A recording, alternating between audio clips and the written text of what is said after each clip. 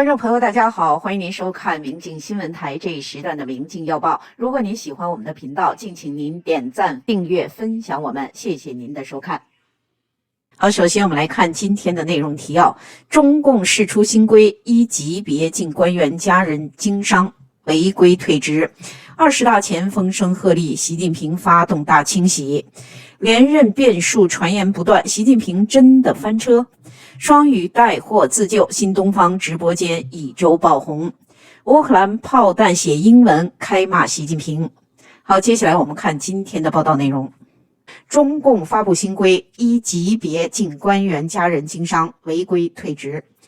综合媒体报道，据新华社的报道称，近日中共中央办公厅印发了领导干部配偶、子女及其配偶经商办企业的管理规定，要求领导干部填报配偶、子女及其配偶经商办企业的情况，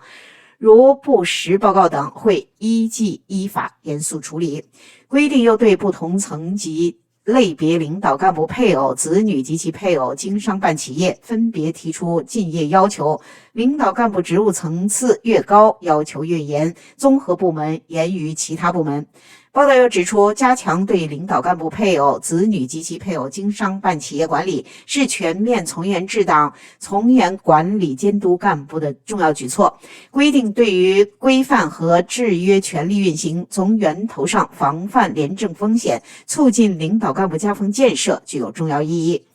规定明确，领导干部配偶、子女及其配偶经商办企业管理的适用对象，主要是党政机关、群团组织、企事业单位厅局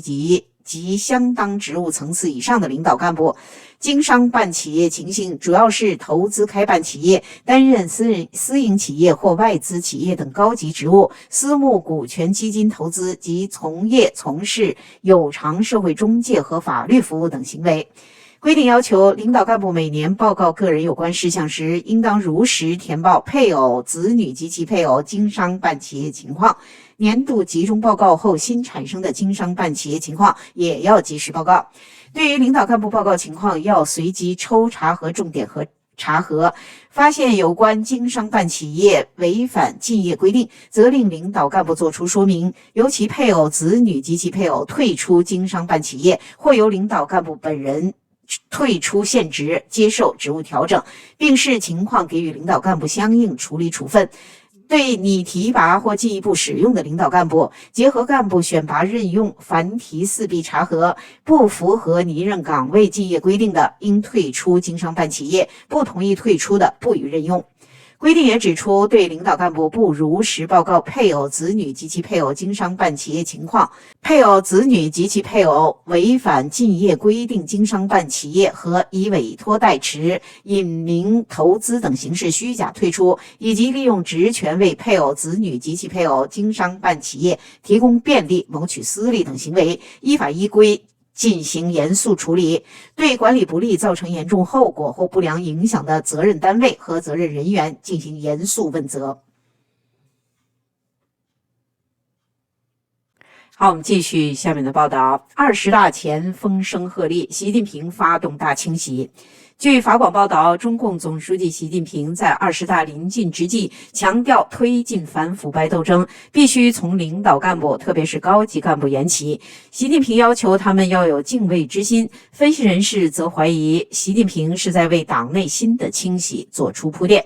习近平在周五召开的中共政治局第40次集体学习时要求，提高一体推进3不腐，全面打赢反腐败斗争攻坚战、持久战。反腐败是习近平统治党内最重要的手段之一，但因其采取的是选择性反腐，因而被指是他利用来清洗党内对手的重要手段。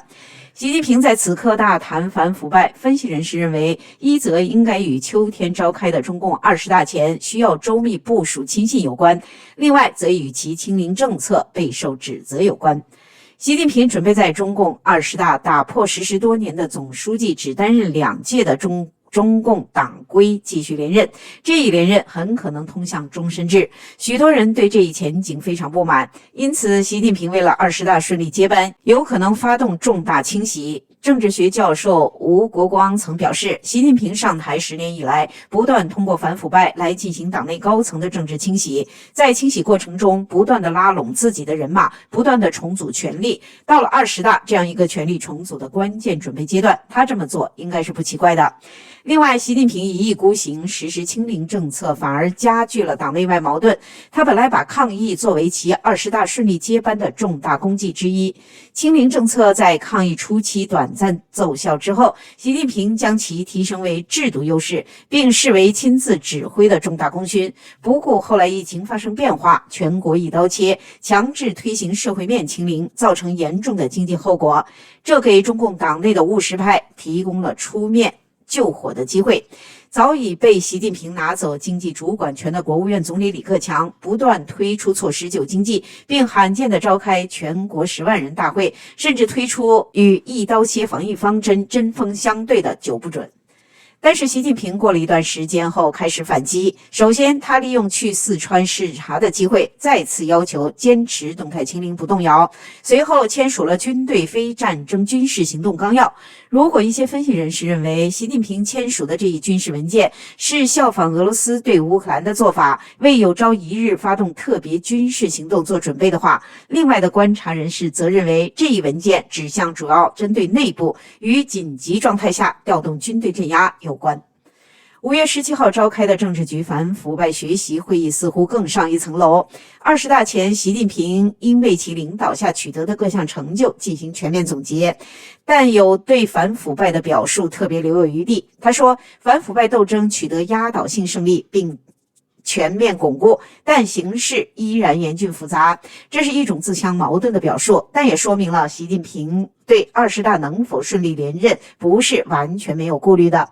新华社发布的政治局会议通告从头至尾每个章节都是以习近平指出、强调开头语气严峻。就其内容来看，虽然与习近平最初5年执政时相仿，但在20大临近的时候如此讲话，意味并不一般。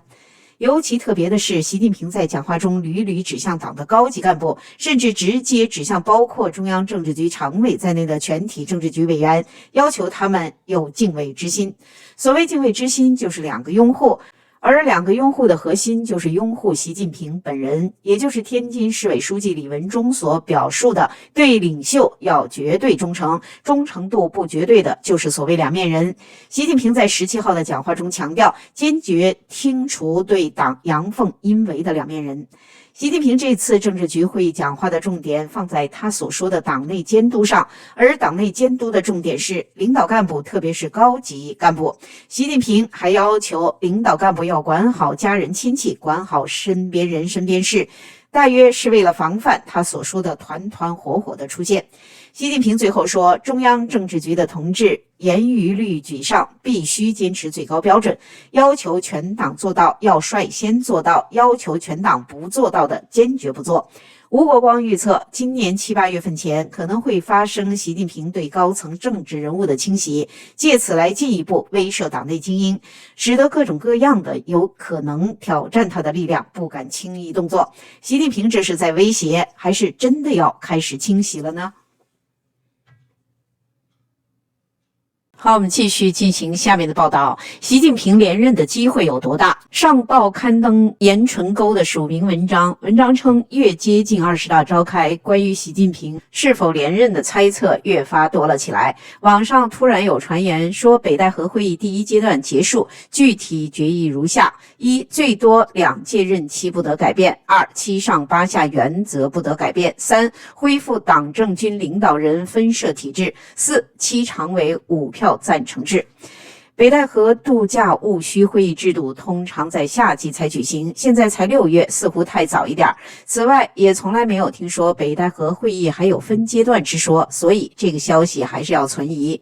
关于最多2届不得改变，这是讲不通的，因为宪法已经修改，任期不设限，除非再修改宪法，否则不可能不得改变。当初修改宪法本不是单纯预定习近平连任，而是鉴于隔代指定制度的破产。邓小平定下来的隔代指定，由邓指定江泽民，江泽民指定习近平，胡锦涛指定孙政才。但孙政才在习近平手上被先倒了。当时其实胡锦涛已经离职，不能再由胡指定另外一个接班人，于是变成习近平的人选悬空了。等到习近平两任到期，习近平要卸任，接班人又不知谁来决定。若依最高两任的规定，到时候便会发生政权危机。为了解决这个难题，只好修改宪法，取消任期限制，以便万一党内不能取得接班人共识时，至少习近平可以再顶下去。修改宪法不是习近平想连任，他当然想连任，但连任不连任不是他自己说了算，是党内老人说了算。取消连任限制并不意味着他一定连任，只意味着没有人接任时，习近平可以顶住党。现在问题是，虽然习近平没有连任限制，但党内老人们是否同意他连任？决定因素是习近平的连任对中共根本利益是好还是不好。习近平干了2届，政绩无一是处，外交七零八落，内政五里麻叉，30-40年来3届中共最高层卧薪尝胆，休养生息，赚下来的那份家底几乎都被习近平耗费殆尽。摆在中共老人们面前的棘手问题是要让习近平继续胡搞下去，把党整垮，还是要及时止时换掉习近平，从当下的困境中走出来。让习近平连任，习近平的老毛病还是会充分反映在他的治国政策中，重返社会主义，打击私营经济，联俄反美，武统台湾，掐死香港，管死少数民族，其结果必然是经济遇伏难起，民生凋敝不堪，失业大军汹涌，社会动乱频生。此外，外交走入死胡同，科技文化遭遇空前围堵，内外战略大环境被阴干，到头来内部哗变，也是死路一条。相反的，换一个人执掌大政方针，不管他能力如何，意识形态走什么路，只要是新人，就给内外有新的希望。对外可以和解，对内可以松绑，政策慢慢转弯，打开一个新局面。即使中共走社会主义道路的初衷不变，至少可以减缓走向崩溃的速度，争取一点时间。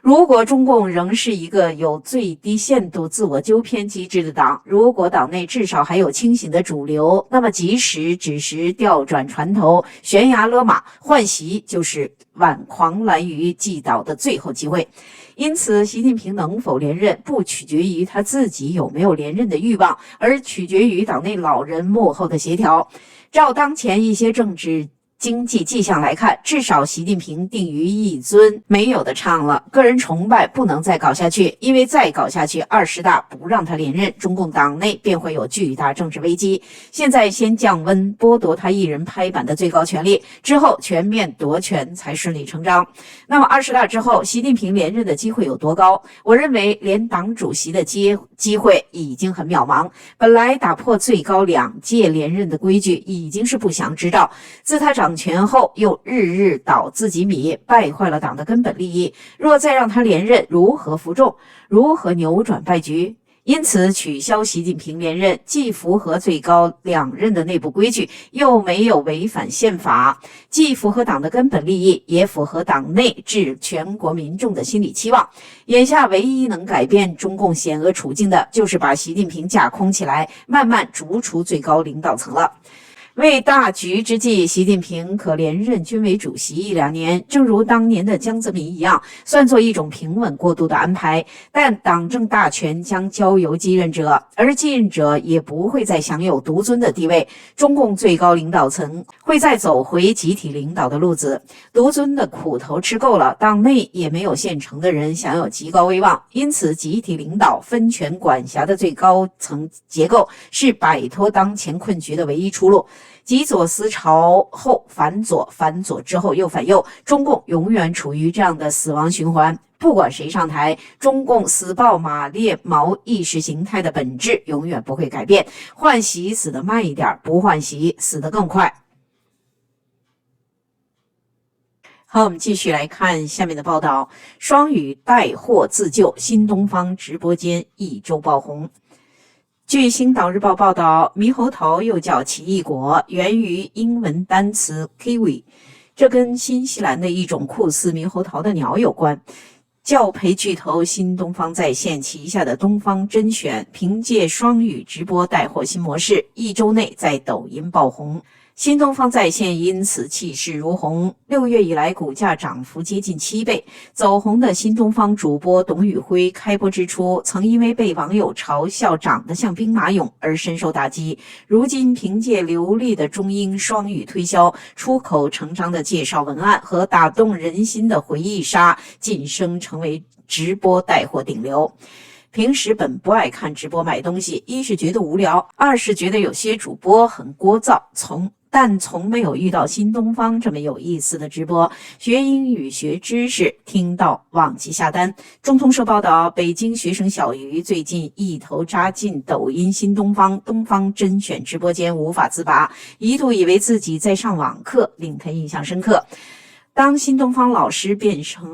身主播，聊人生、谈诗词、讲英文，瞬间打开大众对直播卖货的另一种认知。近来正火的董宇辉就是代表人物之一。他出身农村，本来是教培巨头新东方在线旗下的高3英语名师。有学生曾夸赞，考前押题必看董宇辉，已经连续5年押中高考真题了。然而他的职业生涯迎上突如其来的双减政策，教育培训行业受到重挫，新东方被逼转型，旗下电商直播平台东方甄选去年12月就已经开播，高度聚焦农产品销售，偶尔也卖书籍。因此在辅导了约50万名学生8年之后，29岁的董宇辉成为了一名直播主持人。界面新闻报道，他刚刚转型做主播时心理落差很大。他坦言，尤其早期有人一直盯着你的长相和口音去羞辱你，骂一次你难受，连骂100次就习惯了。如今董宇辉等新东方下岗名师另辟蹊径进行双语带货，营造出充满文化味的直播氛围，深受网友喜爱。董宇辉会用发音标准的英文介绍牛排，这个牛排的口感，第一个叫做 juicy 多汁的，你的牙齿咬到叫做 tender 嫩的。我们一般说一个东西嫩，还可以说 delicate。回忆童年更是董宇辉的杀手锏。在谈到小鱼干时，他回忆起小时候妈妈用铁锅小火烘制的锅巴，妈妈总是在贫瘠的生活中给你发现无尽喜悦。他介绍铁锅是妈妈的手，父亲忧愁的面容是老人盼游子回家的心。有网友称赞他的直播氛围舒适的像一场精神与心灵按摩，进去就出不来的直播间。凭借独特的双语直播，新东方在极短时间制造了刷屏效应，坐稳6月中国直播界的头把交椅。1周内直播间粉丝从刚满100万增长到1000万，3天内销售额增加了1777万元人民币。在这种火爆的效应下，新东方在线港股气势如虹，6月以来股价涨幅接近7倍，一举抹去去年来所有的跌幅。不少中国网友痴迷，外籍人士也被吸引。留学中国研究生毕业后在北京工作的韩国人小金加入追播行列。他说，看这个直播特别有意思，能学到一些没听说过的中国古诗词，还能了解新鲜知识。韩国好像没有这样的双语直播。好，我们继续看下面的报道。乌克兰炮弹写英文开骂习近平。据苹果新闻网报道，俄罗斯入侵乌克兰已经持续4个月，中国一直被视为倾向俄国。如今，乌克兰的炮弹上还出现了 fuck 习近平字样，来辱骂中国国家主席习近平。推特网友斯洛伯丹县中席昨天抛出这张有 fuck 习近平字样的乌克兰炮弹，表示终于收到花钱购买的祝福炮弹的照片。该网友指出，乌克兰为了鼓励民众捐款资助抗俄罗斯，所以开放民众如果捐款40美元，就能在炮弹上留下指定文字；如果捐款400美元，就能把文字写在飞弹上。另一名推特网友也附上了写下不同文字的乌克兰军火照片。